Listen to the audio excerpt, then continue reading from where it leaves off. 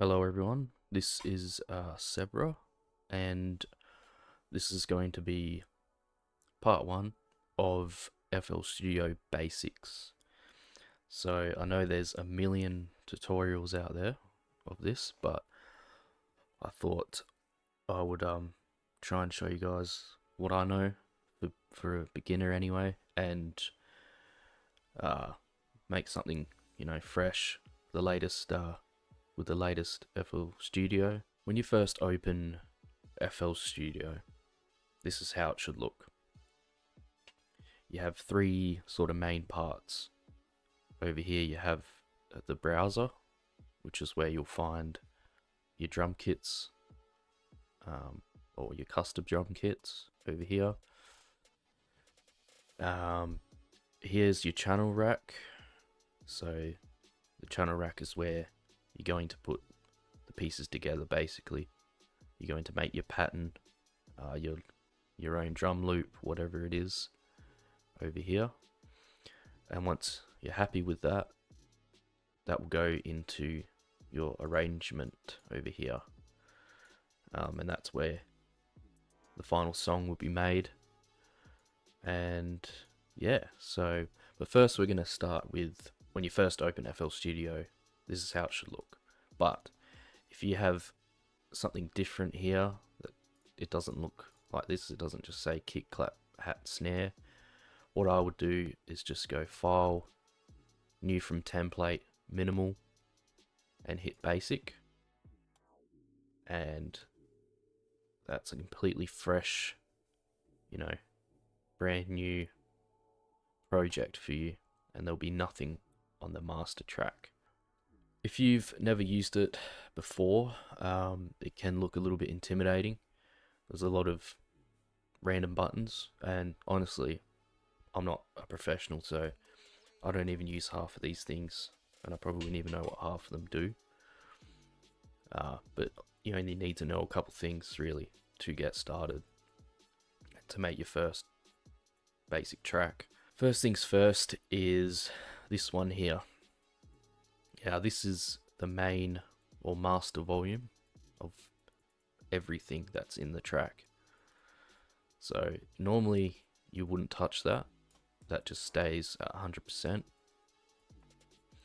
Down below we have the master pitch, so we can go up and lower pitch.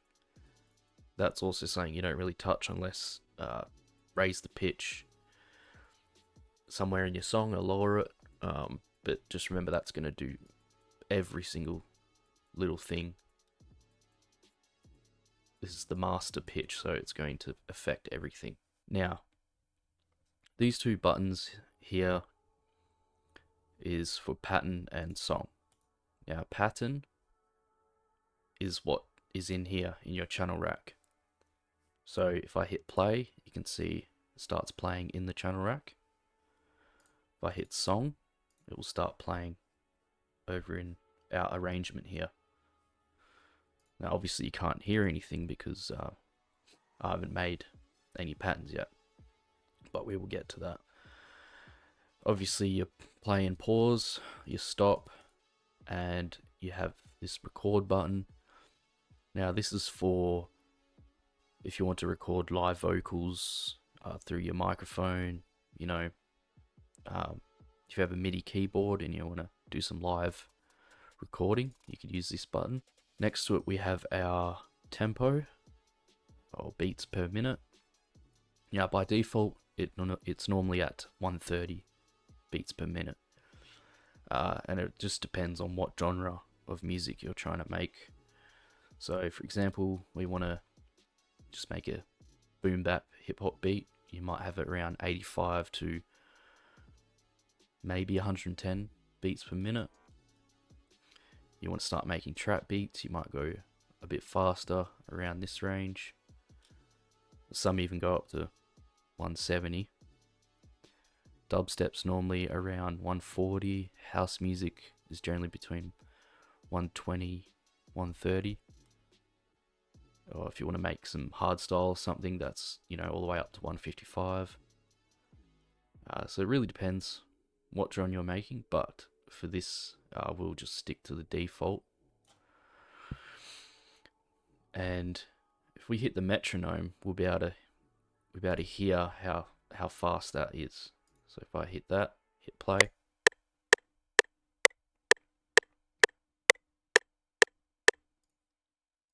So that's also good way to hear how fast the tempo actually is. So 180 is going to be a lot quicker.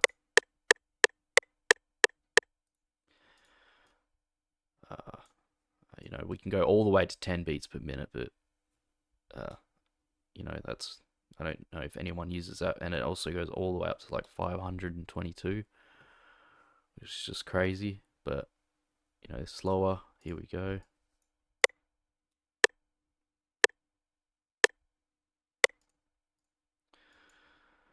But as I said, we'll stick to 130.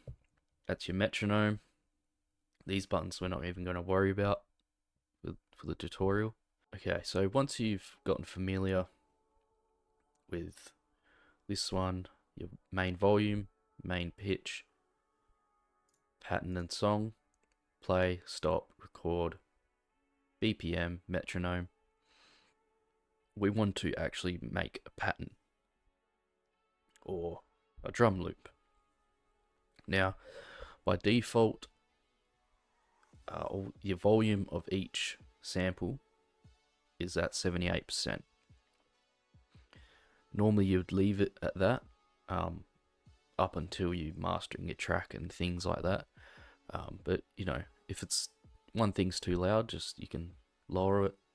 If you need to raise it, you can, but having it too loud can also cause distortion. So we'll leave it all at 78 for now.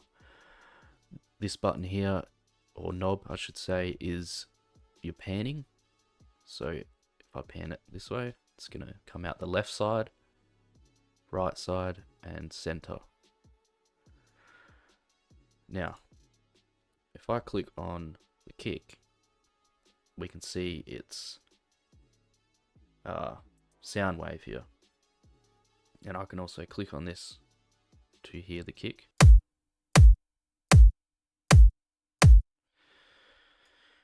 Now in here you can also manipulate the sample. You can change its pitch. You can do like all sorts of stretching and things like that, but we're not going to worry about that right now. I could reverse the kick. Whatever these are. I don't even know. I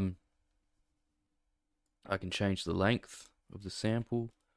So, for example, if there was a bit of white noise or something, or a noise I just don't want at the end of the kick, I can just kind of shorten it and remove that. Can make it really short. We can choose where we want the sample to start. We can also fade in the volume from the start of the sample, or we can have it fade out. We can also crossfade and trim. But for now, we're just going to leave it as it is, and we're going to make a basic kick loop. Now, right click and hit piano roll, and this is what will show up. Now your default root note, it's called, is going to be C5. So that's the default pitch or key for any sample. If I went up, it would be a higher pitch, and down be lower. But for the default, we just want it at C5. Now I can shorten my note, or I can lengthen it. But for the kick, you could have it. You can have it any really. I normally have it like this, and if I hit play, it's going to play that.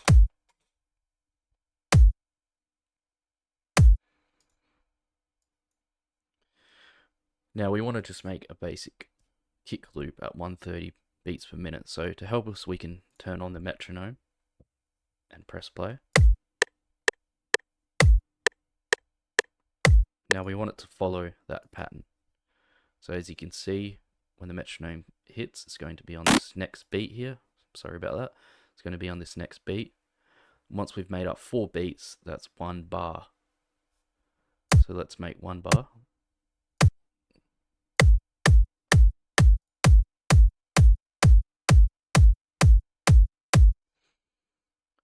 Right, now we've made a simple 1 bar kick loop. Let's make it 2 bars for the sake of this video. Now, that's our basic kick loop.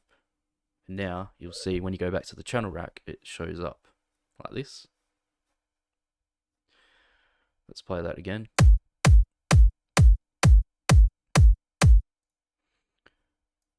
Now, let's make it more interesting and add a clap or a snare.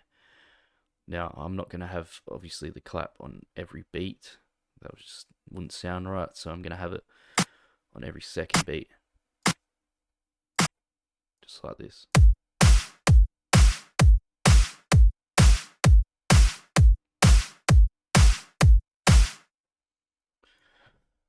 Okay, that's what that sounds like. Now, I'd like to add a hat to this. Now, you can be as creative as you want, you know, with your hats and snares, and, you know, it's up to you.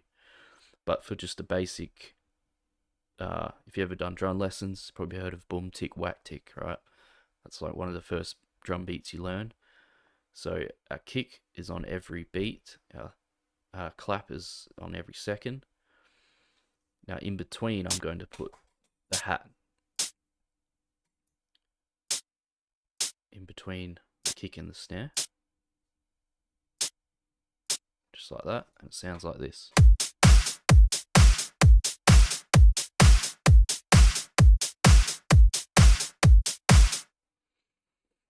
And congratulations, that's your first drum pattern on FL Studio.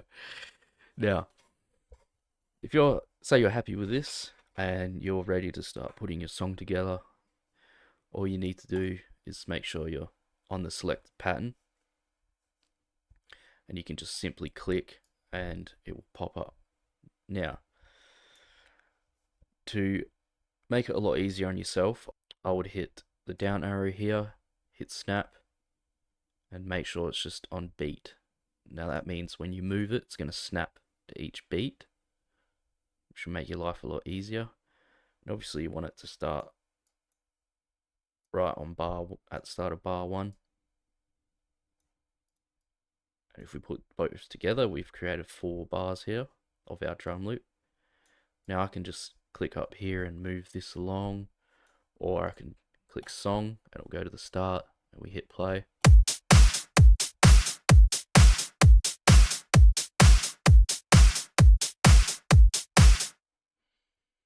And there we go. So once I start adding more patterns and sounds, that's where we'll start using the other tracks, and we can, you know, layer our sounds together. Okay, so as I mentioned earlier, you have your panning and the volume. Now I'll just give you an example of what these actually do.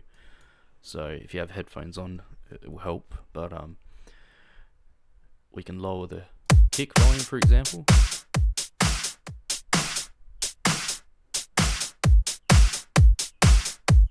Clap.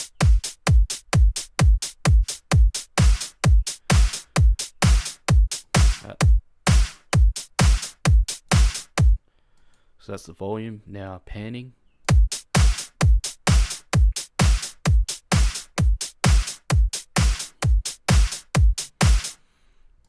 So it's just simply making the sound go from left and right. The hat.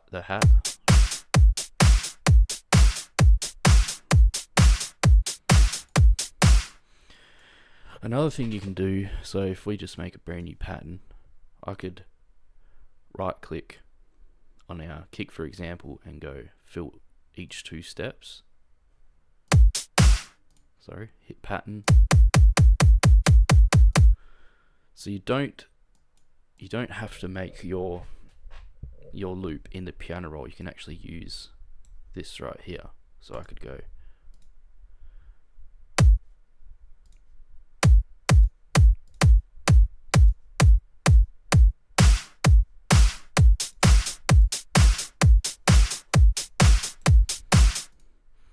There's also another way, but I personally just prefer using the piano roll because you can become a lot more creative in here, and that's just me personally. But you can just use the default channel rack to make your loop.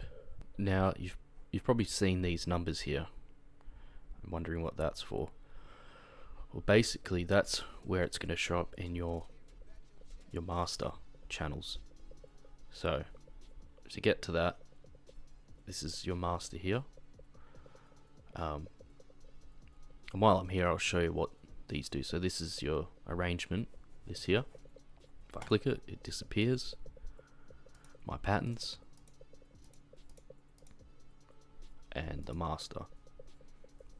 Now when I play the loop, you will see the kick should be here, then it should be clap, I think, and then hi-hat.